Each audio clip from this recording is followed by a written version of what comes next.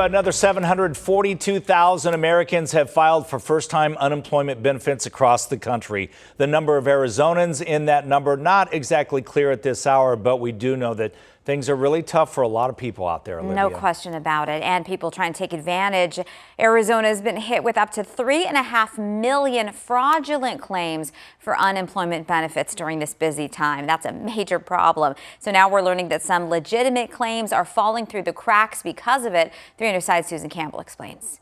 Good morning, Susan. Good morning. Behind these claims, there are real people with real bills, and they say there's no solution in sight. They just have to wait. Nathaniel Phillips is out of work, and recently he moved to try to make ends meet. And having the feeling that this wasn't going to get better anytime soon, I had the option of moving up to Nevada with a friend, basically splitting the bills and stuff like that. And I decided that was my best move. But with that out-of-state move, Nathaniel says his pandemic unemployment assistance claim was immediately flagged for fraud. They asked me to upload selfies of me with my photo ID. I uploaded my passport.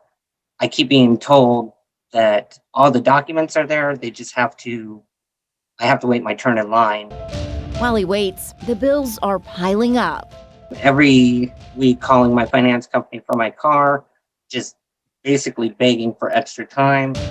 The Arizona Department of Economic Security suspects up to 3.5 million pandemic unemployment claims are fraudulent. Some of them, like Nathaniel's, are actually legitimate. But DES says the vast majority are from scammers targeting the system. Make no mistake, this is a problem that's going to be here for a while in the unemployment insurance system, and I think it's going to take months or even a year or two to clean this up. John Koss is the vice president of risk compliance and fraud at Thomson Reuters. He says organized crime rings are the biggest offenders. What's really amazing here, if you go out to the dark web, which I don't suggest as an average citizen, you'll not only find identities that are for sale, but also state-by-state instructions on how to defraud unemployment insurance programs.